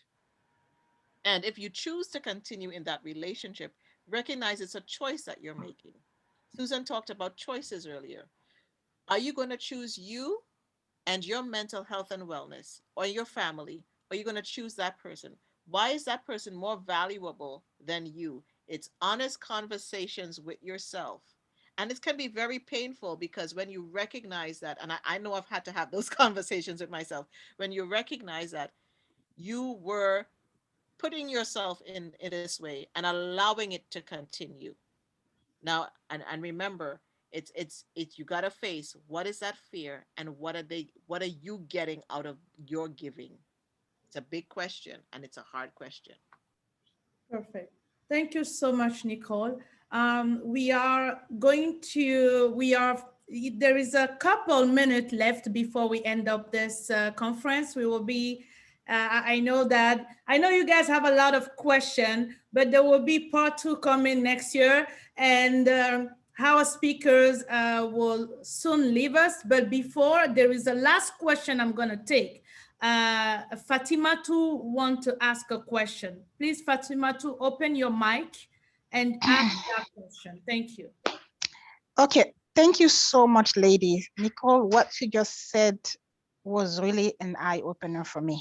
Like Avril shared earlier, I'm a giver, and usually I give without expecting anything in return, and oftentimes end up being used, or taken advantage of, right? And all of you are great mentors. Like I just started venturing into a new business, And I think I definitely will need a lot of coaching because like what Magali shared, I'm a little bit like her. So I don't want to end up being hurt, you know, like if we need maybe like your services, whether it's Nicole or Avril or Susan, how will we be able to get in touch with you? Are you all based in Toronto or Canada? Thank you. Thank you, Fatima, too. Thank you so much. Who want to add to what Fatima says? Or if no, I will ask you a last question, your last word before we end up the conference. I just put in the chat that we're all here, and here's the beauty of coaching. No matter who, you know, you're gonna need different coaches for different parts of your life, but the virtual space has opened up the whole world to you. So whether we are here or in Timbuktu, anybody can coach you from anywhere, and our contact information will be put on social media, so you can reach out to any one of us that you so desire, because you have to interview your coach and find the right coach for you. Because Avril may be a good coach for me in my spiritual life or my leadership life. Susan is going to help me do something else. Jacqueline may be the media coach that I need, you know. So we just need to figure out which coach, but we're all available. And that's my 2 cents. Well, no, it's more than 2 cents. Depends on which country, right? Thank you. That's absolutely correct, Nicole. I myself have used different coaches along my journey of life. So that's absolutely true. Perfect. Thank you so much. Thank you so much for answering, Fatima. Thank you, Fatima, for being here. I'm so happy that you came here, and you are so blessed as we are all here. And I have to end up this conference, but before, I want to ask you one last word each, that what is the advice you can give to any women who have a big dream but don't know where to start? The women whose dream is fade due to life challenge and circumstances. Don't be afraid. Do it afraid. Do it afraid. Get your vision. Write it down. Dream big. Do the blue sky thinking. Just write it out. It doesn't have to be pretty. Get Bristol board. Whatever you need to do. Don't hinder yourself, but dream big. Do it afraid. Do the vision, your intention, and then you'll start working it out from there. And then ask for help along the way. Find the iron sharpeners in your life who will propel you, who believe in you, and who will help you to get into your purpose. And as we said before, if you need a coach, find the coaches, whatever they look like, to help you get to that next place. What I would add to that is take action, take baby steps. Do not be afraid of failure. Fail forward often, learn from it, grow from it, but don't let failure stop you. So Suzanne just took what I was going to say, so now I have to come up with something else. I'm gonna say one word: resilience. Get back up when you fall. Don't stay down on the ground. Life is just a bunch of series of falls. Get up each time. You were a kid learning to ride a bike, you fell off the bike, you got back on the bike, and you learned to ride. Same thing now that you're an adult. Resilience. I ditto everybody. Ditto, ditto, ditto. And just the last thing I will say is that there is no dream that you could have for yourself that God's dream isn't bigger than. Hit your dream for yourself is pale in comparison to what God has for you. So don't even try that. He hasn't even begun his works in you. What you're capable of is magnificent. It's beyond your vision of yourself. So if you don't trust yourself at this stage in the game, trust him. Trust him. Can I add to that, Jacqueline? And if his dreams didn't fail, then guarantee yours won't. Your dream won't fail because he has overcome. You too shall overcome.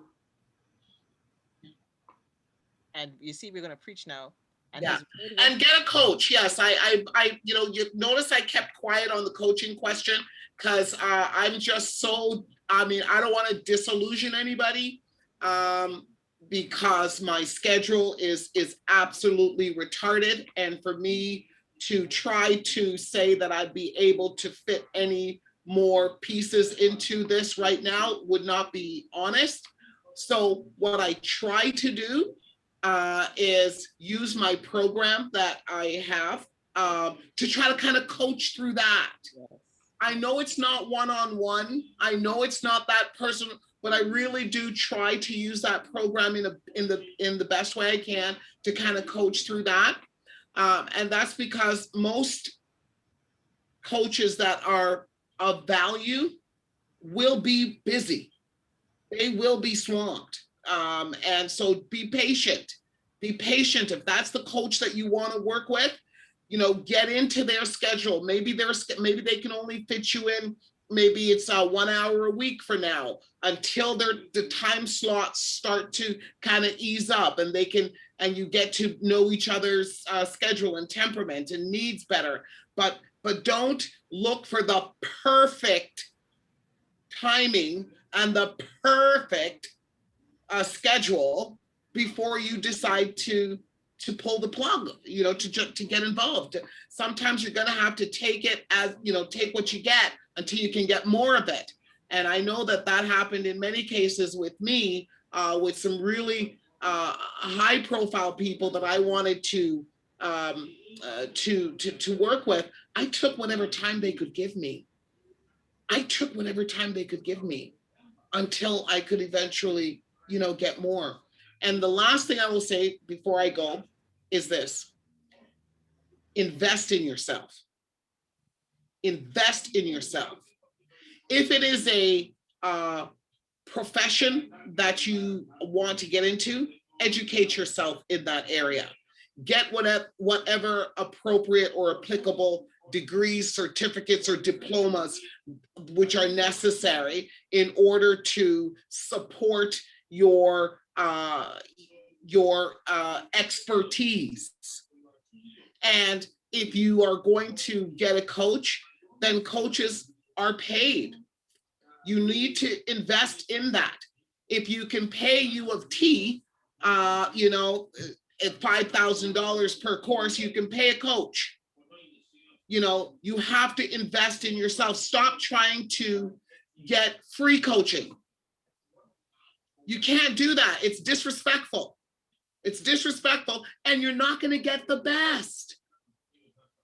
You want the best that Avril has to offer.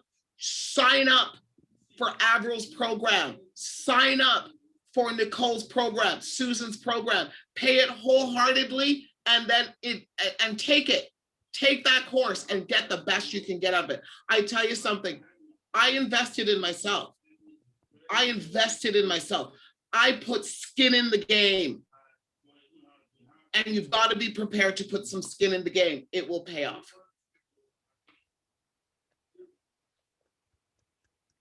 Wow. Thank you so much. I'm so speechless. I'm so blessed. And there is a lot of people who are happy. Rasha Abu said, thank you so much for this important conference.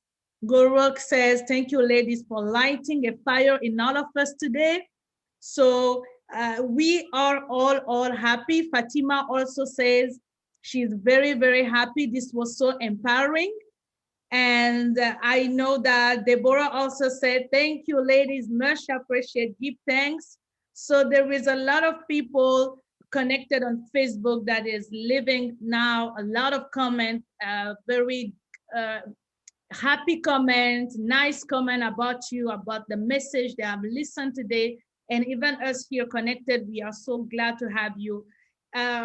We are so blessed. You guys are awesome speaker. You are a gift to a nation. You are a blessing, a real blessing. And I don't know how can I pay you back for everything, but I pray God to fill your cup more again, give you more wisdom, more blessing, everything that you need in your journey to keep impacting the world. And then I will keep that in my prayer for you. And I'm so happy. Thank you, Nicole. Thank you, Suzanne. Thank you, Avril. Thank you, Jacqueline. You are all awesome. And I took a lot of notes. I'm pretty sure I will go back and listen all of this and take more notes. And thank you again. Thank you. I know Avril has another program. We won't keep her, but I love you all. And thank you for this opportunity. And I'm sure that we will meet again. This is a virtual kiss, virtual hug. I love you all, and God bless you, and thank you so much. Good night or good night, everybody. Good night, good evening. Everyone, to connect with you soon. I love it. I love it. I love it. Have a wonderful rest of your Saturday. Thank you. Bye. Bye now.